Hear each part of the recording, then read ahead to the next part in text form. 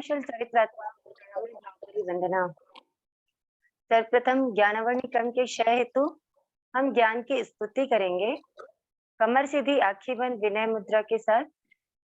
जो जन श्रद्धा भाव से करे सूत्र का ज्ञान, ज्ञानावर्णीय कर्म टले प्राप्त करे सद ज्ञान।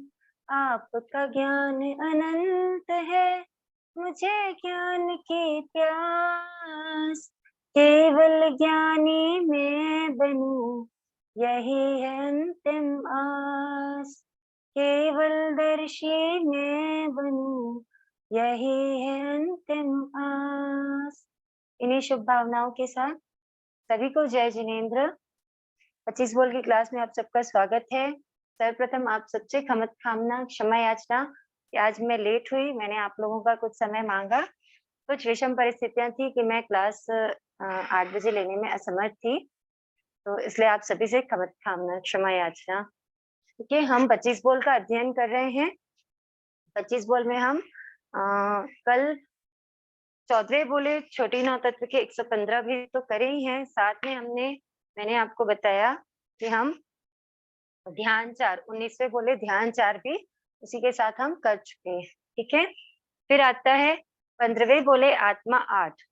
देखो 15वें बोले आत्मा 8 बहुत ज्यादा समझने का नहीं है, मैं आपको शॉर्ट में बता देती हूँ। आत्मा क्या होती है? आत्मा जीव तत्व है, मतलब जो आत्म प्रदेश होते हैं, है ना, आत्म प्रदेशों से मिलकर बनती है आत्मा। जो मैंने आपको पहले भी बताया है कि हमारी आत्मा और कुछ भी नहीं है, क्या है? आत्म प्रदेशों का समूह है। ठीक है, मोक्ष के भेद बाकी नहीं है, मैंने करवा दिया था। सम्यक ज्ञान, दर्शन, चारित्र, तप, ये मोक्ष के 4 भेद हैं। ये हम कल कर चुके हैं क्लास में। ठीक है, तो आत्मा क्या है? जो आत्म प्रदेशों का समूह है ना, वो होती है आत्मा। तो जो आत्मा का गुण क्या है, आत्मा का लक्षण क्या है? उपयोग, है ना, ज्ञान और दर्शन। तो जो निरंतर ज्ञान और दर्शन में रमण करे, मतलब जो ज्ञान और दर्शन की पर्यायों में रहे, उनमें रमण करे, वो होती है आत्मा।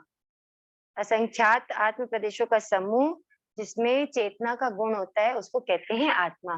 देखो आत्मा है ना, असंख्यात आत्म प्रदेशों से मिलकर बनती है, लेकिन आत्मा का कोई भी आत्म प्रदेश, मतलब जितने आत्म प्रदेशों से मिलकर आत्मा बनी हुई है, तो एक भी आत्म प्रदेश उससे अलग नहीं होता है।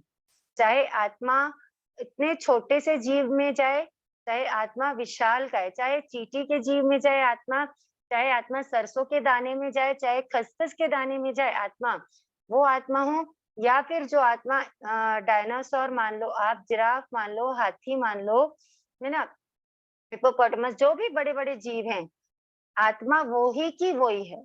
ठीक है, शरीर के अनुसार क्या होता है? आत्मा फैल जाती है, शरीर के अनुसार आत्मा सिकुड़ जाती है, लेकिन उसके आत्म प्रदेश कम नहीं होते हैं।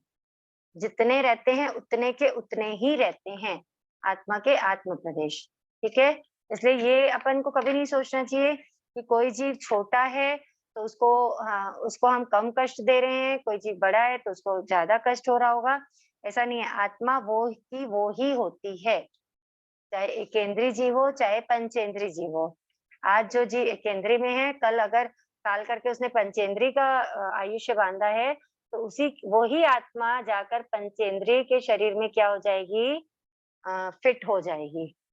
जैसे जैसे बढ़ेगी, ये मतलब जैसे जैसे शरीर का क्या बोलना चाहिए, लंबाई चौड़ाई बढ़ेगी शरीर की, तो आत्मा उसमें फिट होती जाती है ना। वैसे ही राई का दाना है तो वो आत्मा राई के दाने में फिट हो जाएगी, और विशालकाय जीव है तो वो आत्मा किसमें फिट हो जाएगी? विशालकाय जीव में फिट हो जाती है। आत्मा दिखाई नहीं देती है ना, लेकिन फिर भी उसको समझना क्या है?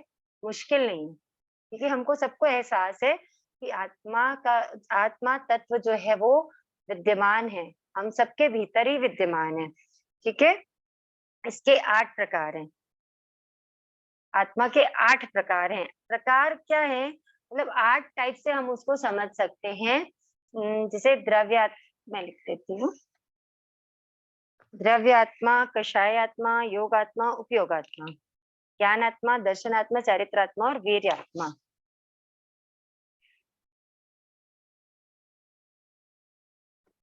आत्मा आठ, ठीक है। क्या है? द्रव्यात्मा, कषायात्मा, योगात्मा, उपयोगात्मा, ज्ञानात्मा, दर्शनात्मा, चारित्रात्मा और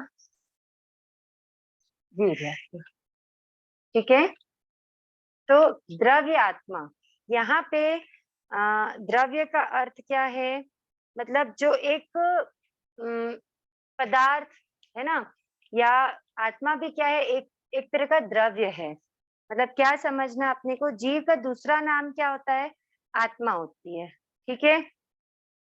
सिंपल सी चीज है, जो मेन आत्मा जो हम पढ़े हैं ना, कि आत्मा प्रदेशों का ऐसा समूह जो टूटता बिखरता नहीं है, ठीक है।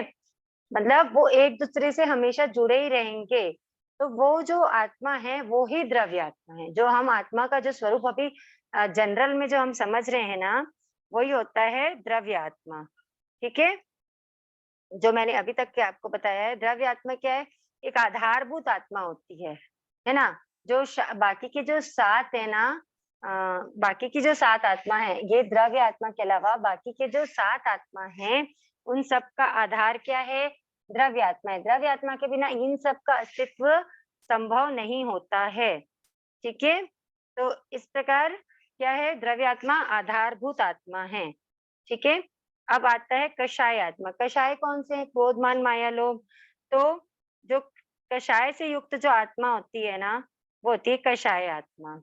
जितने भी संसारी जीव हैं, उन सब में कषाय आत्मा विद्यमान रहती है, ठीक है। मतलब आप समझो जैसे 10वें गुण स्थान तक के, है ना, 10वें गुण स्थान तक के तो कषाय आत्मा रहती है, ठीक है। फिर संज्वलन लोभ रहता है ना, 10वें गुण स्थान हमने पढ़ा था। तो वहां तक के कषाय आत्मा रहती ही है। सूक्ष्म, भले सूक्ष्म होता है लेकिन होता है। तो कषाय युक्त जब जब भी कषाय है आत्मा से लगा हुआ, तो वो क्या हो गई? कषाय आत्मा हो गई, ठीक है। योग आत्मा, योग आत्मा क्या है? मन वचन काया का जो हलचल होती रहती है ना। मन वचन काया से युक्त जो आत्मा है, इस आत्मा में मन वचन काया की हलचल होती रहती है, वो होती है योग आत्मा, ठीक है। ये कहाँ तक होती है योग आत्मा? तो योग आत्मा 13वें गुण स्थान तक की होती है, जब तक के योग सहित है जीव, ठीक है। और 4वें गुण स्थान में जीव क्या हो जाता है? अयोगी हो जाता है। तो 13वें गुण स्थान तक के ये योग आत्मा रहती है, ठीक है। फिर होता है, चौथी आती है उपयोग आत्मा। उपयोग क्या होता है? उपयोग ज्ञान और दर्शन। तो वो तो आत्मा का लक्षण ही है ना। ज्ञान और दर्शन से युक्त आत्मा कौन सी होती है? उपयोग आत्मा होती है। ज्ञान कौन सा रहेगा यहाँ पे? सम्यक ज्ञान।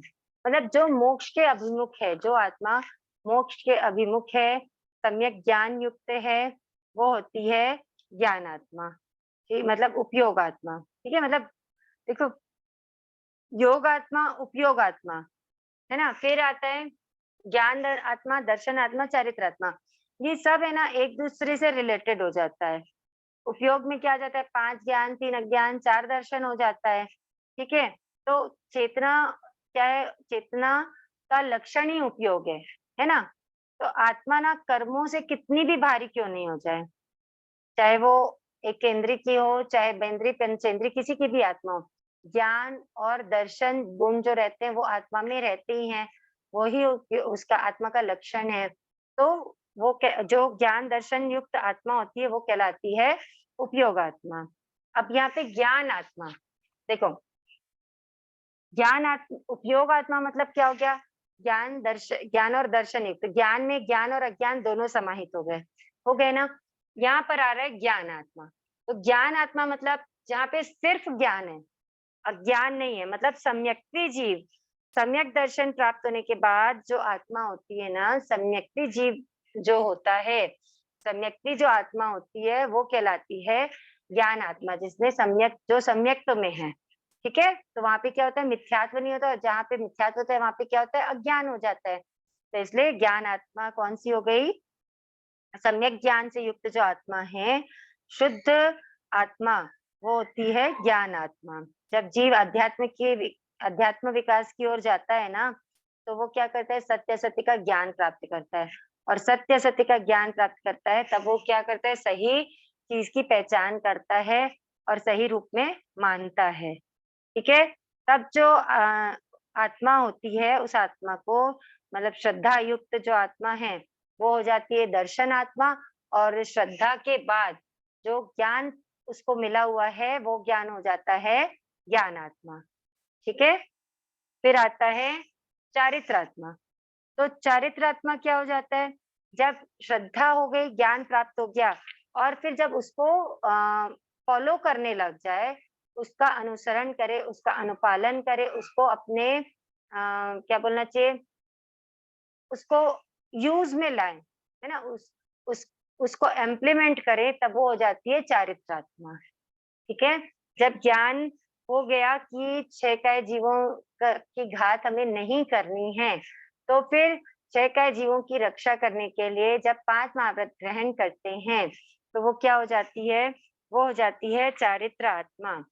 ठीक है, तो ज्ञान और दर्शन आत्मा ज्ञानावर्णी कर्म के 6 और 6 उपशम से, दर्शनावर्णी कर्म के 6 और 6 उपशम से प्रकट होती है, और चारित्र आत्मा कैसे प्रकट होती है, चारित्र मौनी कर्म के 6 उपशम या 6 उपशम से होती है। ठीक है, तो 18 पापों के प्रति चेतना जागृत होना, और पापों से क्या होना, पापों से पापों से क्या बोलना चाहिए, विरत होना, मतलब पापों में रत नहीं रहना, वो कहलाता है चारित्रात्मा।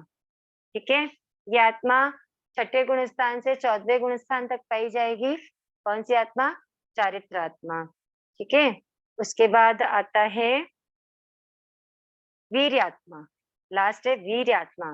वीर्यात्मा कौन सी आत्मा होती है, जो अंतराय कर्म के क्षय, 6 उपशम और उपशम से प्राप्त होती है। जैसे परमाणु होता है ना, परमाणु में ऊर्जा का असीम भंडार होता है, और साइंस क्या बोलता है, परमाणु को मास ऑफ एनर्जी बोलता है, एटम्स को बोलता है ना।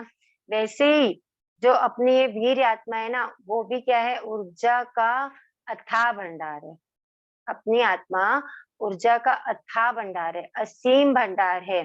लेकिन क्या होता है, अंतराय कर्म के उदय से, मतलब वीर्य अंतराय कर्म के उदय से, वो वीर्य जो होता है, वो क्या होता है, वो आच्छादित होता है, वो हमको फील नहीं हो पाता है, हम उसको यूज नहीं कर पाते हैं, इसको, जो वीर्य, जो ऊर्जा हमारे अंदर है उसको।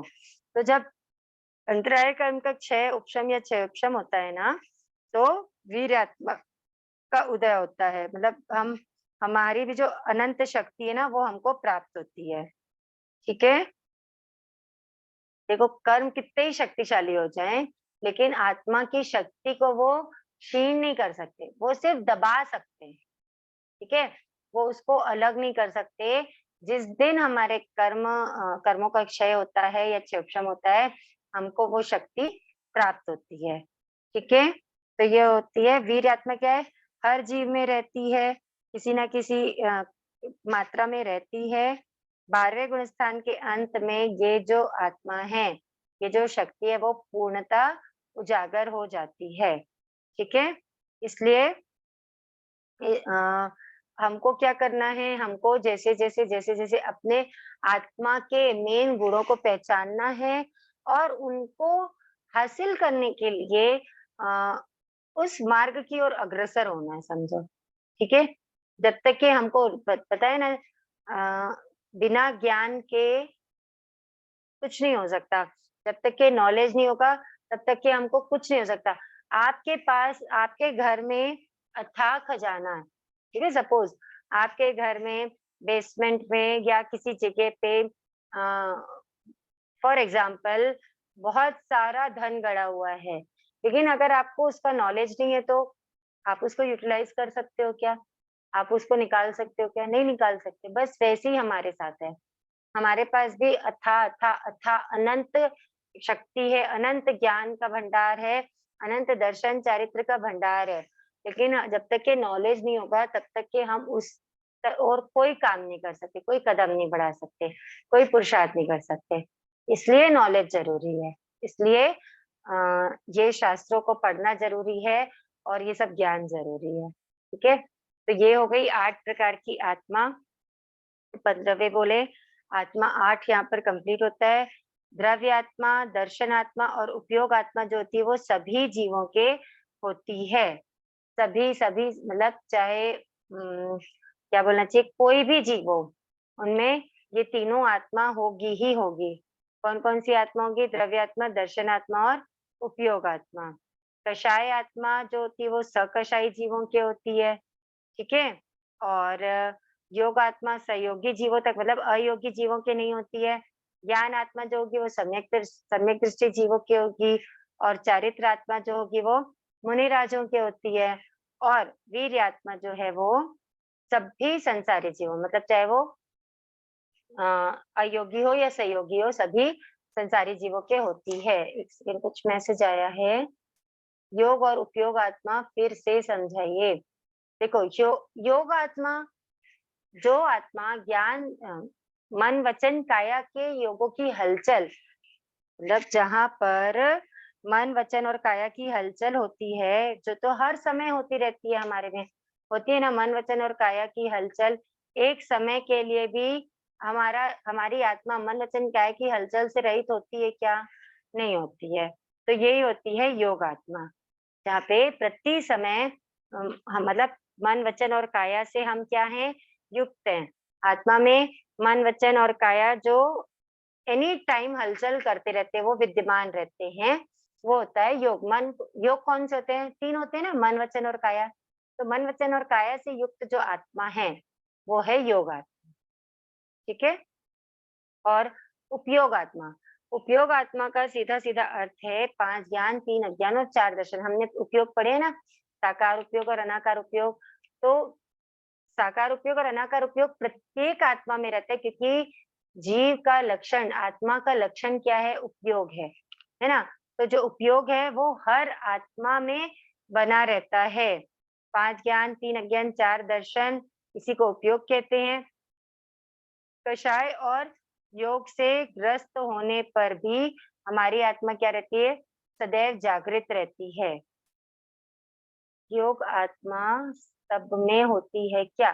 देखो, योग आत्मा सिर्फ 14वें गुण स्थान में नहीं होती, क्योंकि 14वें गुण स्थान का नाम क्या है? अयोगी केवली गुण स्थान। ठीक है, उसके पहले तक सब में योग आत्मा होती है। जिसमें मन नहीं होगा तो वचन और काया तो है, जिसमें वचन भी नहीं होगा तो काया तो प्रत्येक जीवों की है ना? एक इंद्री में भी स्पर्श इंद्री तो है ही है ना, तो काया तो है ही है ना, तो योग आत्मा तो होती ही है। ठीक है, तो समझ में आ गया? तो मतलब और जैसे योग आत्मा है वैसे उपयोग आत्मा भी है। उपयोग आत्मा भी मतलब कुछ नहीं तो अचक्षु दर्शन तो रहता ही है ना, मति अज्ञान श्रुत अज्ञान तो रहते ही है। जीव अगर मिथ्यात्व भी होगा, चलो सम्यक्ति होगा तो बहुत सारी क्या बोले संभावनाएं बढ़ जाती हैं कि मति ज्ञान शुद्ध ज्ञान होगा। अच्छा अच्छा उसका क्षोभ में तो अवधि ज्ञान होगा, है ना? चक्षु दर्शन होगा अगर पंचेंद्रिय जीव है, या चौरेंद्रीय जीव है तो चक्षु दर्शन की भी संभावना है। लेकिन अगर एकेंद्रीय जीव भी है तो अचक्षु दर्शन तो होगा ही ना। मिथ्यात्वी है तो भी अचक्षु दर्शन तो होगा, मति अज्ञान शुद्ध ज्ञान तो होगा ना। तो जैसे योग आत्मा और उपयोग आत्मा भी रहती है। ठीक है, क्लियर हो गया? अब हम पढ़ते हैं 16वें बोले दंडक 24। देखो, दंडक 24 एकदम इजी चीज है, कुछ भी नहीं है। दंडक 24, दंडक किसको बोलते हैं?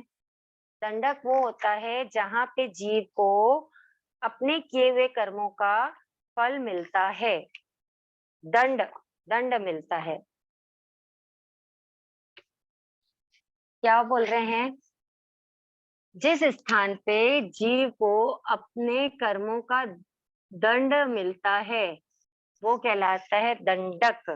मतलब जहां जा करके जीव अपने पूर्वकृत कर्मों का दंड भोगता है, है ना, पूर्वकृत यानी अपने किए हुए कर्मों का दंड भोगता है, वो कहलाता है, वो स्थान कहलाता है दंडक।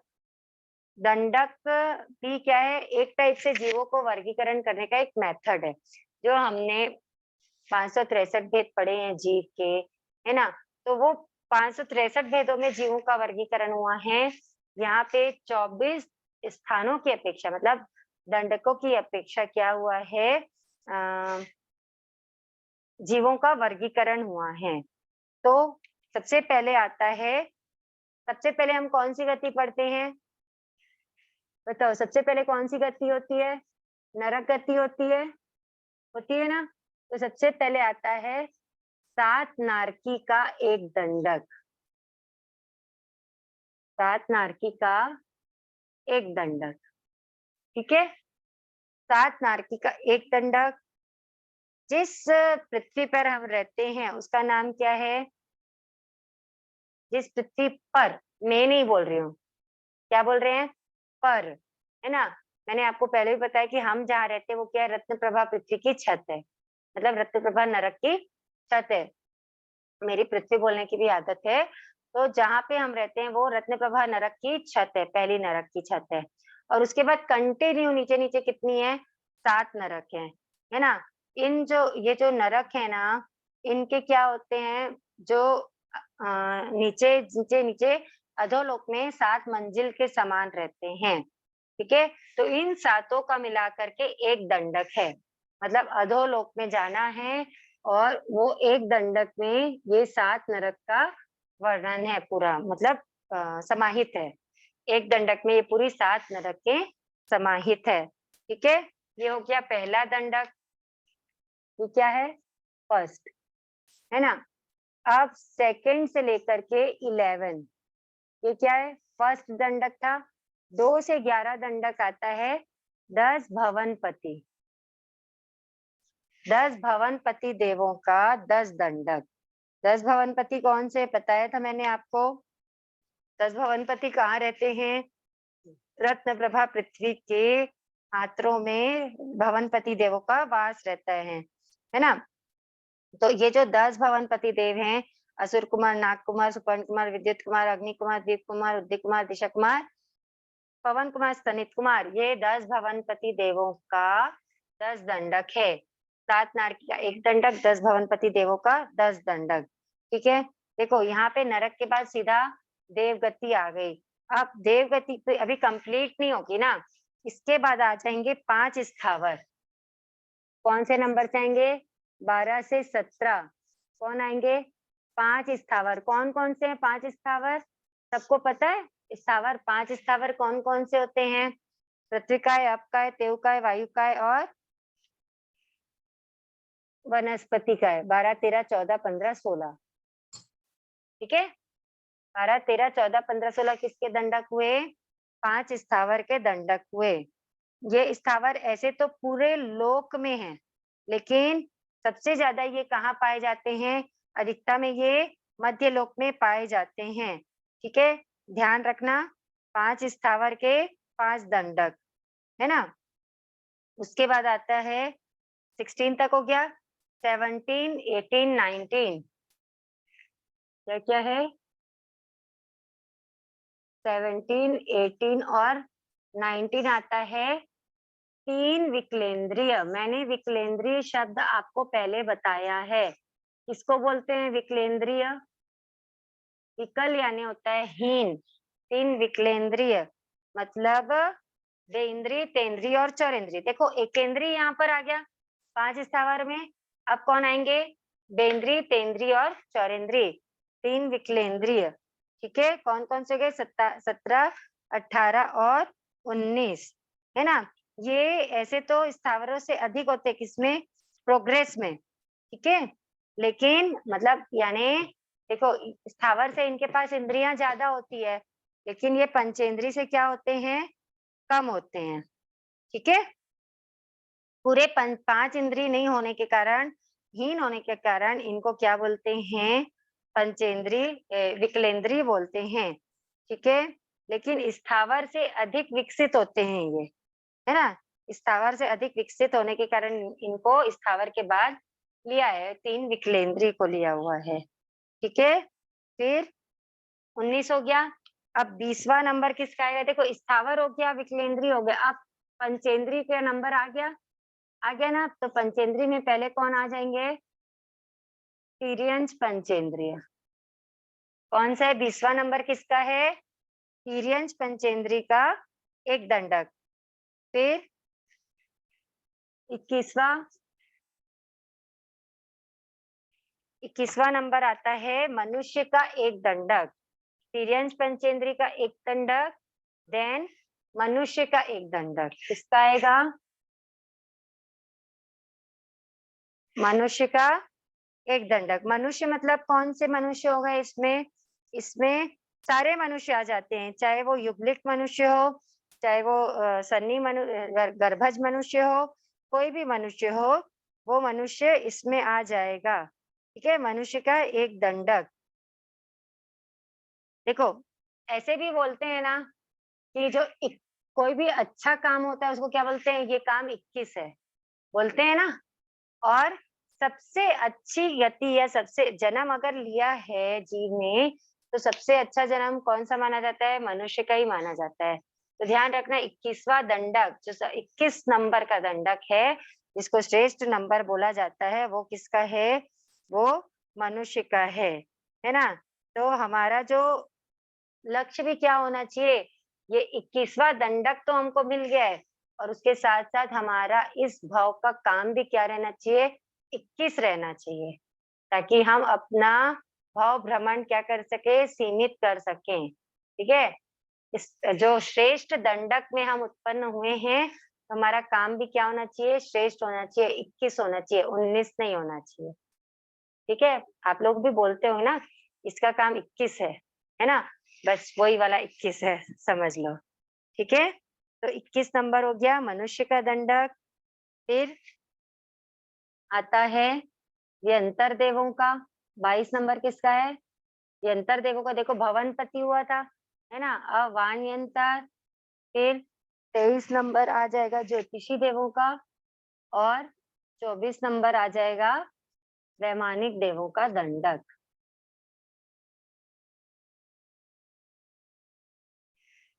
ठीक है, 7 नारकी, फिर 10 भवनपति। 7 नारकी के एक दंडक, 10 भवनपति के 10, 5 स्थावर के 5, 3 विकलेंद्र के 3, तिर्यंच पंचेंद्र का एक दंडक, मनुष्य का एक दंडक, यंत्र देवों का एक दंडक, ज्योतिषी का एक दंडक और वैमानिक का एक दंडक। ये हो गए दंडक 24। ठीक है, अब अपन चलते हैं 16वां बोल यहाँ पर कंप्लीट होता है। अब चलते हैं 17वें बोल की तरफ। 17वां बोल है लेशिया 6। ये बहुत अच्छी चीज है, मतलब ये लेशिया मुझे ऐसा लगता है हर किसी को समझ में आनी चाहिए, समझने लायक चीज है लेशिया 6। लेशिया क्या होती है? कोई बता सकता है लेशिया क्या होती है? आप लोगों ने पढ़ा है कभी कि लेशिया क्या होती है, या किसी के नॉलेज में है लेशिया क्या होती है? प्रति समय हमारा मन, है ना, जो है मन या योग, हमारे योग कषायों से मिलकर के कुछ ना कुछ करते रहते हैं, कुछ ना कुछ हलचल करते रहते हैं।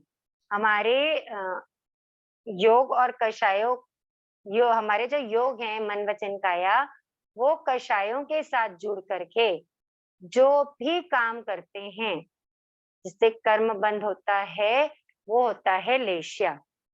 क्या होती है लेशिया? समझो, लेशिया और कुछ भी नहीं है। लेशिया इज नथिंग एल्स देन हमारे मन के भाव या मन के विचार या मन के परिणाम। ठीक है, मन के परिणाम यानी अपने मन में कैसे क्या भाव चल रहे हैं, वो ही लेशिया है ना? तो जब मैंने आपको पहले भी बताया था कि जब कषाय और योग का मिलन होता है तो क्या होता है? कर्मबंध होता है।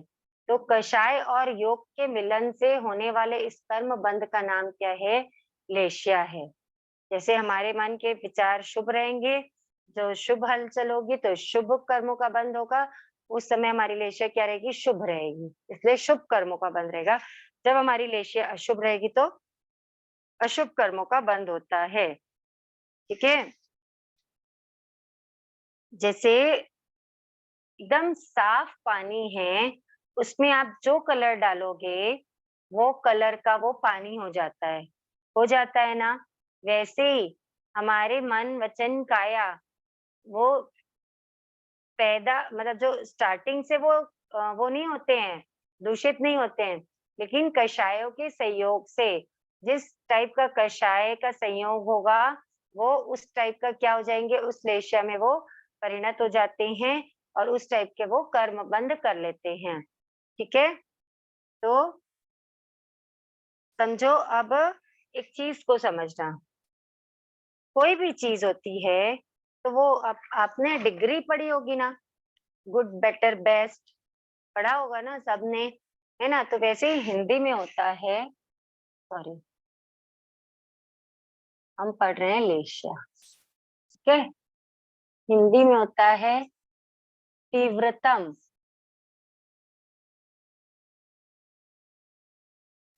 तीव्रतर और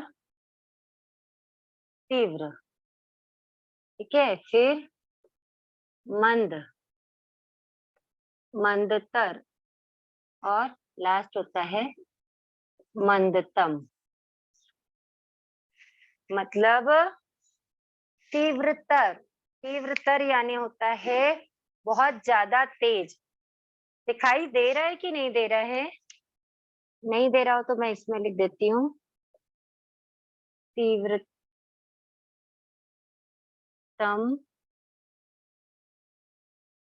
तीव्रतर, तीव्र, मंद,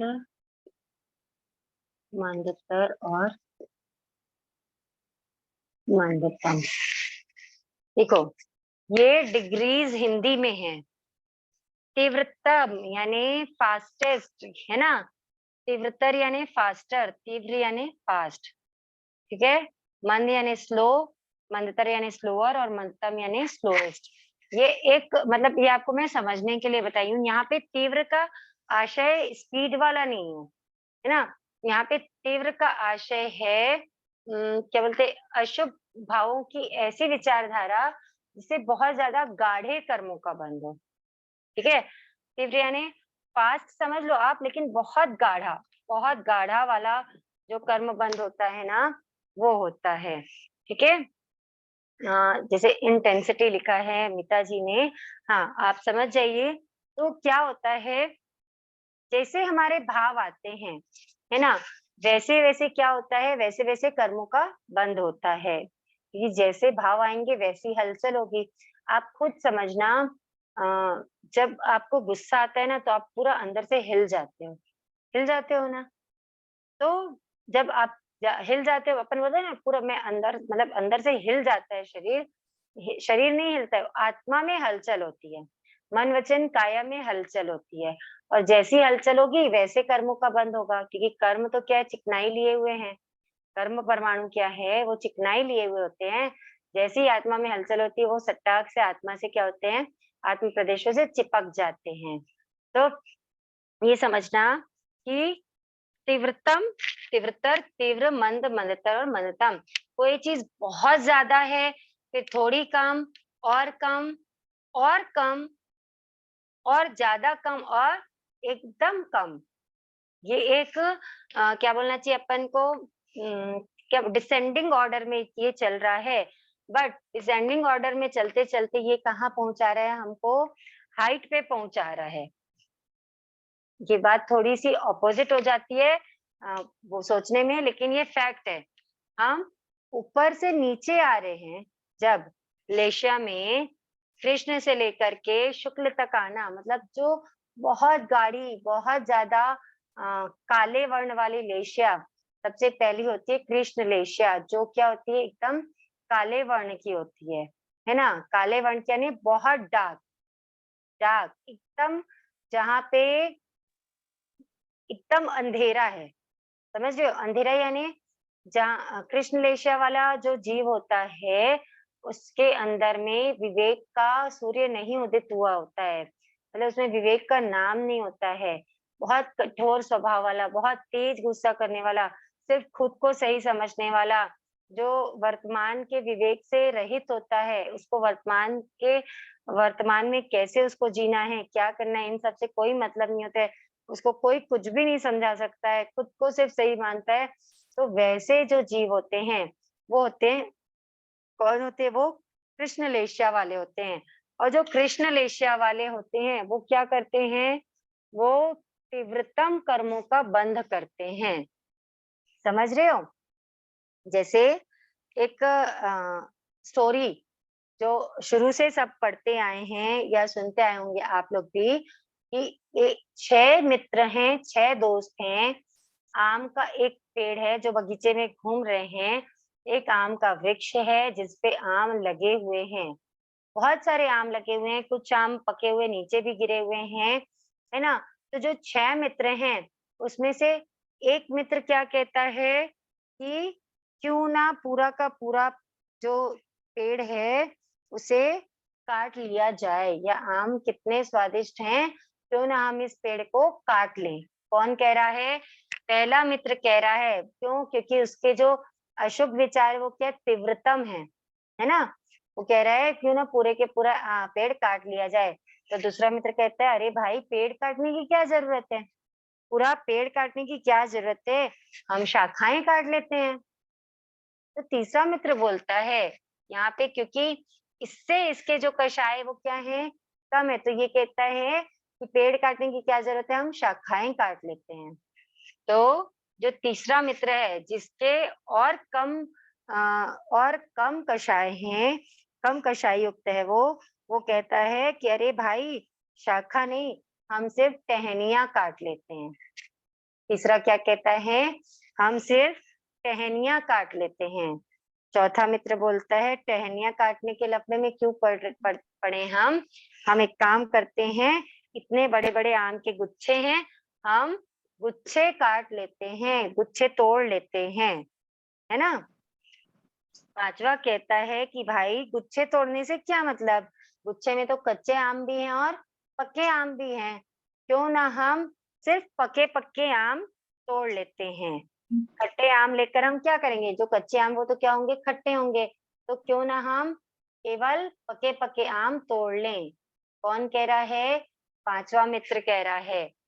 तो छठा मित्र बोलता है आम तोड़ने की जरूरत क्या है, जबकि आम पके हुए इतने सारे गिरे हुए हैं, हम उन्हें ही उठा लेते हैं, उन्हीं में काम चल जाएगा। ठीक है? एक ही जगह पे हैं, 6 मित्र हैं, 6 क्या है? अलग-अलग विचार वाले हैं, है ना? एक ही समय में 6 के अंदर में अलग-अलग विचार चल रहे हैं। अलग-अलग विचार इसलिए चल रहे हैं क्योंकि उनके जो कषाय हैं, वो अलग-अलग हैं। उनके कषाय की मात्रा जो है ना, वो अलग-अलग है। तो जिसमें बहुत तीव्रतम कषाय हैं, वो क्या करेगा? सीधा-सीधा पेड़ को उखाड़ने की बात करेगा। उसको मैंने बताया ना, वो बहुत कठोर स्वभाव वाले होते हैं, विवेक रहित होते हैं, है ना? तो वो कौन से वाले होते हैं? वो कृष्णलेशिया वाले हैं, ठीक है? वो क्या हैं? कृष्णलेशिया वाले होते हैं। ये समझ लो वो मतलब कृष्णलेशिया कैसी होती है? जो नीम से भी अनंत गुना कड़वी हो, वैसा स्वभाव होना वो होता है कृष्णलेशिया, ठीक है? फिर आता है सेकंड आता है नीललेशिया। तो नीललेशिया क्या रहता है? नीललेशिया वाला कृष्णलेशिया जितना क्या नहीं होता, क्रूर नहीं होता, लेकिन फिर भी उसमें क्या रहता है? कषाय तीव्रतर रहते हैं, कषायों की तीव्र मात्रा रहती है। नील जो कृष्ण रेशा वाला क्या होता है? इसका वर्ण क्या होता है? काला होता है। नील रेशा वाला क्या होता है? इसका वर्ण नीला होता है। मतलब जिसे बोलते हैं कि मोर अ, मोर की गर्दन में नीला रंग होता है ना, उस टाइप का नीला रंग, है ना? तो वो जो नील लेशा का वर्ण क्या होता है? नीला होता है, ठीक है? फिर कापोत आती है, थर्ड आती है कापोत लेशा। इसका जो कषाय की मात्रा होती है इसमें इसमें कृष्ण और नील से क्या होती है, कम होती है कापोतलेशिया में। इसका जो वर्ण होता है, इसका वर्ण होता है कबूतर के गले के समान, मतलब जो थोड़ा सा फेड फेड सा रहता है ना, एकदम काला नहीं होता है, थोड़ा सा ग्रेइश टाइप का जो रहता है ना, वो होता है कबूतर के समान होता है कापोतलेशिया का वर्ण। ठीक है, फिर आता है तेजोलेशिया। फोर्थ क्या आता है, तेजोलेशिया। तेजोलेशिया का वर्ण होता है तपते हुए सोने के समान, पीला। तेजोलेशिया का वर्ण क्या होता है, तपते हुए सोने के समान पीला रहता है। और पद्मलेशिया, फिफ्थ है पद्म। पद्म यानी क्या होता है, कमल। इनका जो वर्ण होता है वो कमल के समान होता है। कैसा होता है, पद्म मतलब कमल, कमल के समान पद्मलेशिया का वर्ण होता है। और शुक्ललेशिया, शुक्ललेशिया का वर्ण होता है सफेद। कैसा सफेद, जैसे कांस का फूल होता है ना, चांदी या शंख जैसा सफेद होता है शुक्ललेशिया का वर्ण। मतलब देखो, ये आपको वर्ण यानी वो विचार हमारे उस वर्ण के नहीं चलते रहते हैं। वर्ण यानी बताया है कि कैसे काले से लेकर के अगर लेशा में हमारी शुभ्रता आती जाए, है ना, हमारे विचारों में शुद्धता आती जाए, तो हम काले एकदम काले कलुटे वर्ण वाले से होकर के सीधा सीधा शुक्ल यानी एकदम सफेद चांदी जैसे, शंख जैसे, स्फटिक जैसे सफेद वर्ण तक के विचार हम कर सकते हैं, प्राप्त कर सकते हैं, या वैसे विचारों में हम रह सकते हैं, वैसे विचार ला सकते हैं। रिफ्लेक्शन होता है। ठीक है, तो ये समझ में आया कि कैसा होता है कृष्णलेशा वालों का जो स्वभाव होता है, वो एकदम कठोर स्वभाव, क्रूर, निर्दयी, है ना। दिन रात क्या करने, पाप में लगे रहते हैं। दूसरों के दुख में उनको क्या मिलती है, खुशी मिलती है। दूसरों को सताने में उनको मजा आता है। वो होते हैं कृष्णलेशा वाले के। उनके जीवन में धर्म का कहीं कोई रोल नहीं रहता है। वो होते हैं कृष्णलेशा वाले। नीललेशा वाले क्या रहते हैं, नीललेशा वाले भी आश्रम में तो रहते ही हैं, वो भी पाप में लीन तो रहते ही हैं। इसके साथ साथ मायावी रहते हैं। वो मायावी मतलब कहना कुछ करना कुछ, है ना। गूढ़ परिणामी होते हैं, निर्लज्ज होते हैं। उनको कोई मतलब नहीं रहता कि उनको कोई क्या बोलेगा, क्या सोचेगा। उनको जो करना है करेंगे। आलस से भरे रहते हैं, इंद्रियों के विषयों में आसक्त रहते हैं, है ना। वो होते हैं नीललेशा वाले। फिर आता है, थर्ड आता है कापोतलेशा। कापोतलेशा वाले क्या रहते हैं, इनसे थोड़े कम पापी होते हैं, मतलब कम अ, अशुभ विचार वाले होते हैं कापोतलेशा वाले। कापोतलेशा वाले कपटी होते हैं, अपने दोषों को छिपाने वाले होते हैं, आत्म प्रशंसा करने वाले होते हैं। कापोतलेशा वाले क्या रहते हैं, आत्म प्रशंसा वाले रहते हैं। वो अपने दोषों को छिपाते हैं, है ना। और क्या रहते हैं, दुर्वचन बोलने वाला चोर, मतलब मर्म भेदी होते हैं। वो किसी की बात को या किसी के राज को वो छुपा के नहीं रख सकते हैं। इस टाइप का जो गुण वाले होते हैं वो कापोतलेशा वाले होते हैं। तेजोलेशा आता है फिर। देखो, यहाँ से तीव्रतम तीव्रतर तीव्र होते होते यहाँ पे मंद हो गए हैं कषाय। जहाँ पे कषाय मंद हो गए हैं, वहां पे जीव कैसे रहते हैं, विनम्र रहते हैं, अल्प क्रोधी होते हैं, है ना। धर्म के प्रति उनमें क्या रहती है, प्रेम रहता है धर्म के प्रति। वो पाप से डरने वाले रहते हैं। वो मोक्ष मोक्ष कामी रहते हैं। उनको धर्म के मतलब वो आत्महितैषी होते हैं, मोक्ष कामी होते हैं। वो होते हैं, कौन होते हैं, तेजोलेशिया वाले। ठीक है, फिर पद्मलेशिया वाले। पद्मलेशिया वाले और अल्प क्रोधी होते हैं, और कम क्रोध वाले होते हैं पद्मलेशिया वाले। उनमें क्या होता है, क्रोध, मान, माया, लोभ सब क्या हो जाता है, कम हो जाता है। अल्पमानी होते हैं, अल्पमाई होते हैं, है ना, अल्प लोभी होते हैं और प्रशांत चित्त होते हैं। तो जो अपनी इंद्रियों को क्या करते हैं, वश में कर सकते हैं, वो होते हैं पद्मलेशा वाले। और फिर आता है शुक्ललेशा। शुक्ललेशा तो आर्त ध्यान, रग ध्यान छोड़ के धर्म ध्यान, शुक्ल ध्यान में रमण करने वाले, है ना, राग द्वेष से रहित रहते हैं और 8 प्रवचन माता के प्रति क्या रहते हैं, 8 प्रवचन माता में समित रहते हैं। वो शुक्ल ध्यान जो शुक्ल लेशिया वाले जो रहते हैं, कल मैंने आपको जो धर्म ध्यान, शुक्ल ध्यान बताया था, तो धर्म ध्यान और शुक्ल ध्यान में लगे रहते हैं। वो क्या कहते हैं, वो संसार के प्रपंचों से, कषायों से दूर रहते हैं। ठीक है? तो ये हो गई 6 लेशिया। देखो, 6 योग और लेशिया उनका ना अविनाभावी संबंध होता है।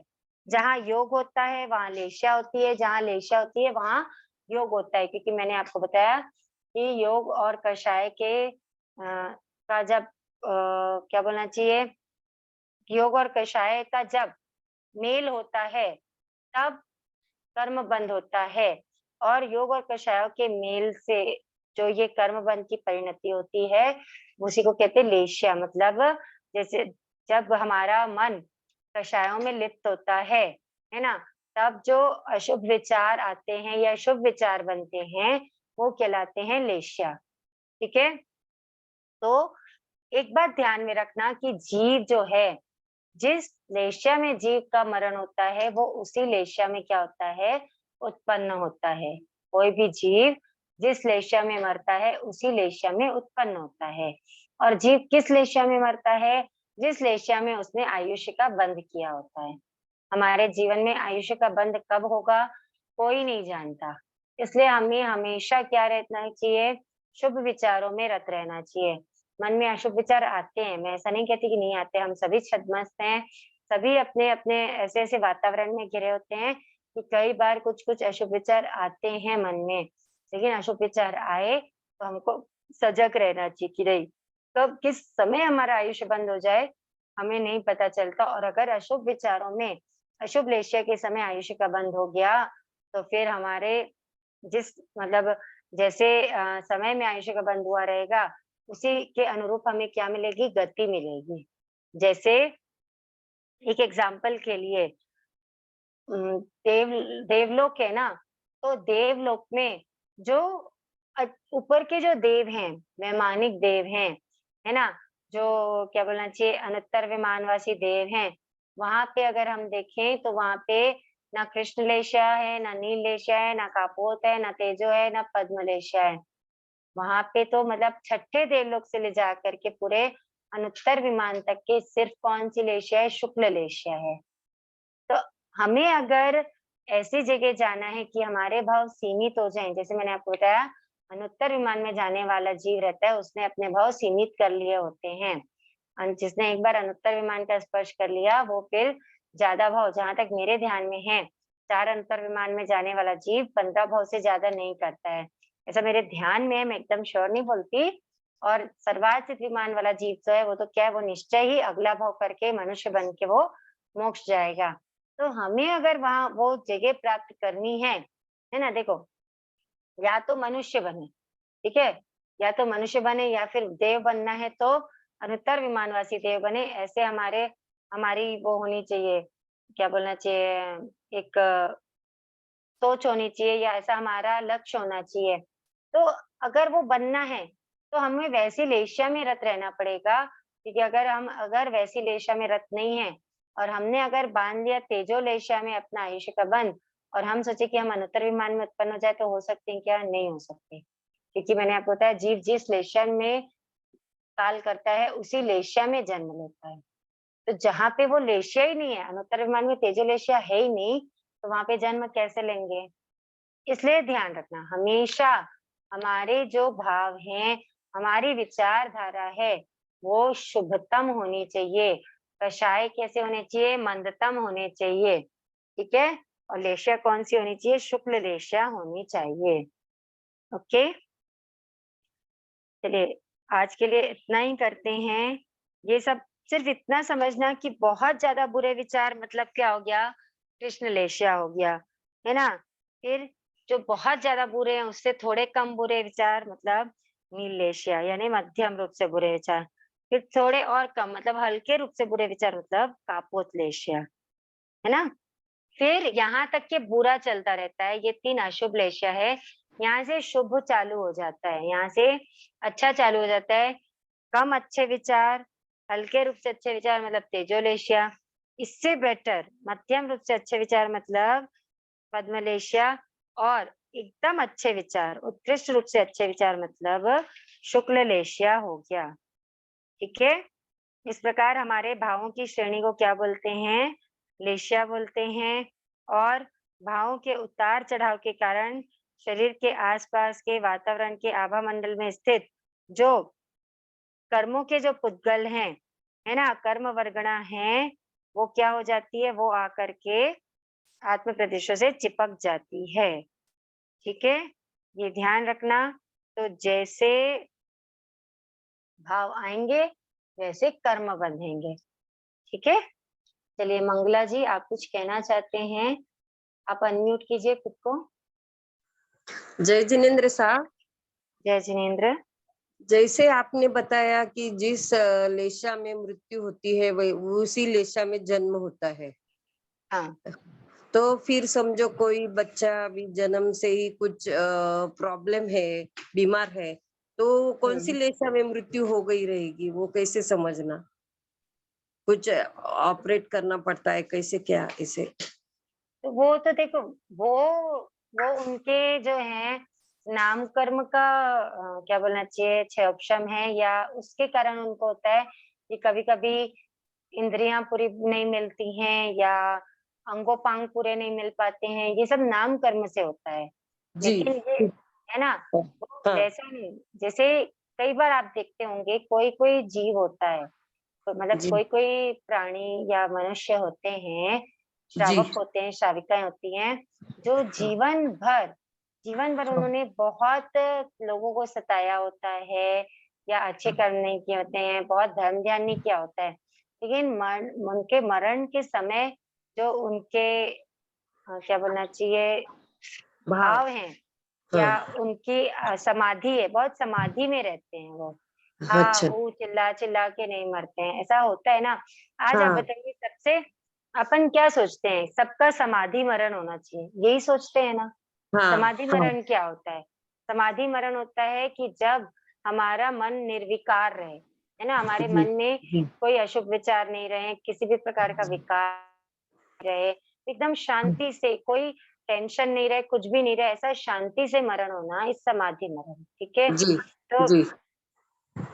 ऐसा होता है कई बार कि जो जीवन भर अशुभ कर्म किए होंगे, ये जैसे हमारे जो दृष्टि में दिखते हैं कि इसने जीवन भर कोई शायद ही अच्छा काम किया होगा, लेकिन बताओ इसका मृत्यु का समय कितना अच्छा था, या हाँ। उसको मृत्यु के समय जरा सा भी कष्ट नहीं होता, तकलीफ नहीं होती। और इसका अपोजिट भी होता है, पता है ना, हाँ। जो जीवन भर बहुत धन ध्यान के, समय के, सबके, लेकिन जी। उनका मृत्यु के समय क्या होता है, उनको बहुत वेदना, बहुत बेचैनी, बहुत तकलीफ रहती है ना। तो हाँ। स्वाभाविक है कि उस समय जो मन है उनका समता में रहेगा क्या? नहीं रहेगा। बहुत मुश्किल है, बहुत मुश्किल है। और जब मन हाँ। समता में नहीं है ना, जी।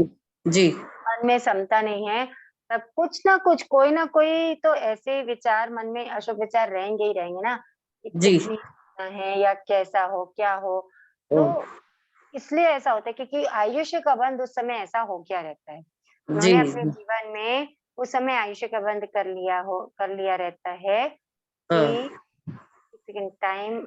अनीता जी, आप कुछ कहना चाहते हैं क्या? उन्होंने अपने आयुष्य का बंध उस समय ऐसा कर लिया होता है जिस समय उनके अशुभ लेशा रहती है। तो जी। वो जीवन भर धर्म करने के बाद भी क्या हो जाता है, उनको अशुभ मरण के नशा समय में उनको, मृत्यु। हाँ, उनका समय फिर अच्छा नहीं इसलिए होता है। जन्म के समय अशुभ ये रहता है और कुछ उस समय उनकी लेशिया प्रॉब्लम। वैसी रहती है। वो तो बहुत देखो, वो तो जन्म के समय मतलब जब जीव योनि में उत्पन्न होता है, उस समय की बात है। जब जीव हमारे सामने आता है, रो रहा होता है, उस समय की बात नहीं है ये। ये तो जब हाँ। जीव एक पर्याय से दूसरी पर्याय ग्रहण करता है ना, उस समय की बात है अच्छा, कि जिस फिर वो समय पीरियड जन्म चला होता है। जाता है, वैसे वो पीरियड हाँ, पूरा वो तो हो जाता है। परिवर्तन हो जाता है ना, अच्छा। अच्छा। लेशिया। हाँ, बदल जाती है लेशिया फिर अगर।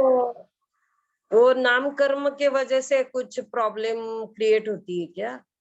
जो जो ऑपरेट करवाना पड़ता है, या वो सब रहता है ना, कुछ प्राप्त नहीं हुआ है, कोई सुन हम्म। नहीं सकता, कोई बोल नहीं सकता, तो वो हाँ। होता है, मतलब अंगोपांग वगैरह सब जो है अच्छा वो सब अच्छा। उस कारण से। हाँ, उस कारण तो वो परिवर्तन होते रहता है, वो सिर्फ उस लेशिया में समय पे। परिवर्तन होता रहता है। हाँ हाँ ठीक है। जी। बहुत बहुत धन्यवाद साहब, बहुत अच्छे से समझ आया। मुझे लगा कि ओके। जिस लेशा में मृत्यु होती है उस लेशा में वो विकलांग या बोल नहीं पाता है या आंख नहीं होती या कुछ ऐसे होता रहेगा, ऐसे समझा, मुझे सोचा नहीं, मैंने वो इसलिए। कर्मों का होता है। हाँ, धन्यवाद साहब। जय प्रकाश जी सा। जिनेन्द्र साहब, जय श्री। जय जिनेन्द्र साहब। जो हमारे जो शुभ और अशुभ विचार हैं वो हमारे को कोई कर्म करवाता है या हम अपने आप करते हैं, या हम किसी कारण से कैसे चले जाते हैं अचानक ही शुभ से अशुभ में और अशुभ से शुभ में कैसे चले जाते हैं? देखो, दो चीजें होती है, एक होती है किस्मत और दूसरा होता है पुरुषार्थ। ठीक है।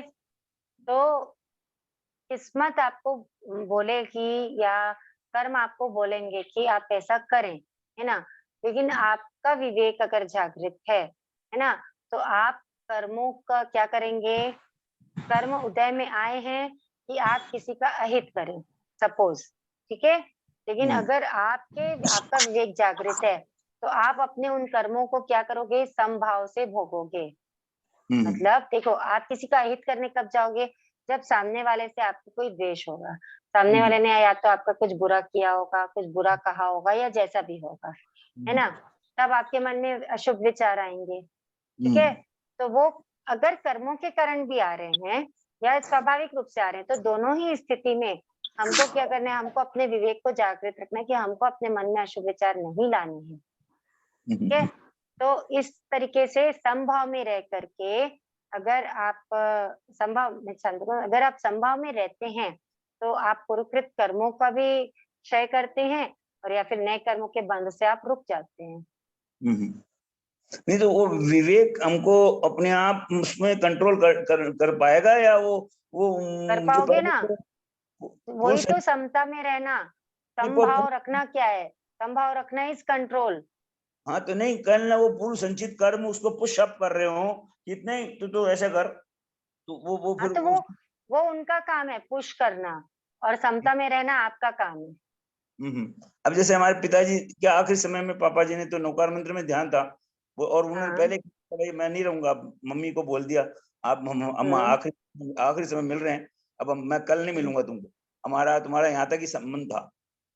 बताइए नौकार मंत्र गिनते गिनते ही चले गए वो ऐसे।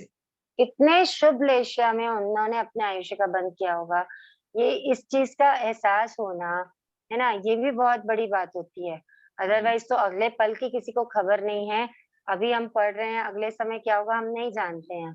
तो आप सोचिए कितने शुभ विचारधारा, कितनी शुभ लेशिया के धनी होंगे वो।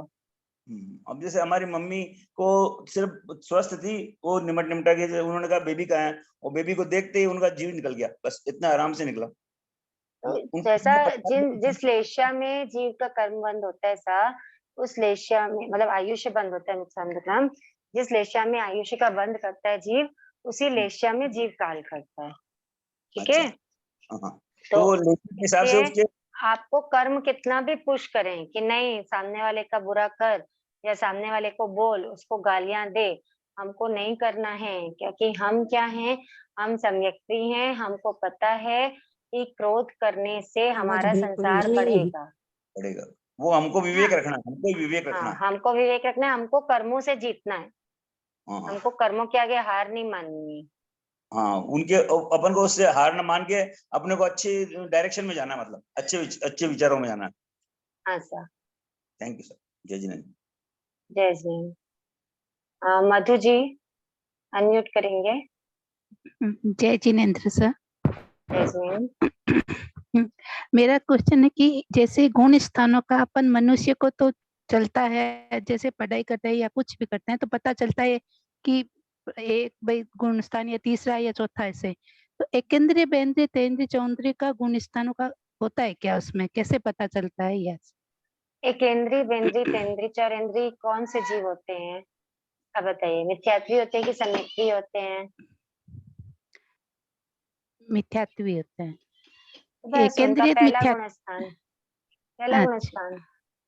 हाँ, केंद्रित इंद्रिय चरेंद्रिय भी भले आप अपर्याप्त में देखो तो, लेकिन पर्याप्त होने के बाद तो वो भी मिथ्यात्व ही है ना, हाँ, ज्ञान हाँ, नहीं होता है, तो वो पहले गुण स्थान में आते हैं। पहले गुण स्थान में होता है। ठीक हाँ। है सर, ठीक है ठीक सर। है, बस जो हाँ, केंद्रित हाँ, इंद्रिय चरेंद्रिय मतलब 3 विकलेंद्रिय में जो अपर्याप्त अवस्था में जो हम गिनते हैं ना कि 2 ज्ञान होते हैं, वो दूसरे गुण स्थान की अपेक्षा मतलब सास्वादन संकित की अपेक्षा गिनते हैं, वो बहुत डीप सब्जेक्ट हो जाता है। अदरवाइज पहले गुण स्थान में ही आते हैं ये, जिनमें भी मतलब एक केंद्रीय केंद्रीय केंद्रीय चरेंद्रिय पर्याप्त जीव जो है वो सब पहले गुण स्थान में आएंगे, पहले गुण स्थान। वो मिथ्यात्व होते हैं। अच्छा, धन्यवाद सर। मीनू जी जैन पूछ रहे हैं क्लासेस कब तक चलेंगी और एग्जाम कब होगा।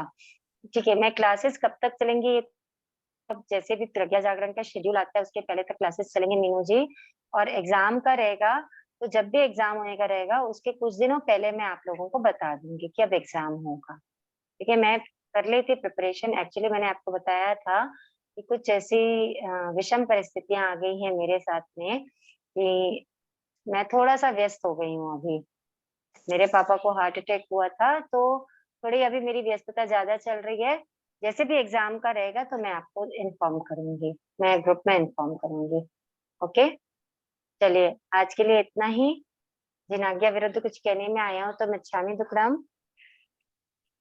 कमर सीधी, आंखें बंद, विनय मुद्रा में अहोभाव के साथ। अब कैसी है आपके पापा की तबीयत? बेटर है, केस थोड़ा कॉम्प्लिकेटेड है, चल रहा है अभी। थोड़ा 2-4 जगह कंसल्ट करेंगे डॉक्टर से, फिर आगे बढ़ेंगे। अच्छा अच्छा, भगवान को जल्दी से स्वस्थ करें। जी, थैंक यू। चलिए। अहो गुरुवर कृपा करी, दीनी ज्ञान की दान, भव भव में ना भूलेंगे आपका उपकार। ओ गुरु सा आपका उपकार, अविनय जो हो गया उसको माफ करो। मेरे सारे कर्म कलुष को आप ही साफ करो। ओ गुरु सा आप ही साफ करो। अहिंसा कहता है शासनपति शमन भगवान महावीर स्वामी की जय। जय। संयम सुमेरु प्रज्ञा निधि आचार्य प्रवर 1008 श्री विजय राज्य महासाथ की जय। समस्त संयमशील चरित्रात्माओं की जय। जय जैन धर्म की जय। जय जय जिनेन्द्र सभी को मिच्छामि दुक्कडम सा। जिनेन्द्र, बहुत जय अच्छे से समझाया आपने। बहुत बहुत धन्यवाद। जय। आभार आभार आभार। जय।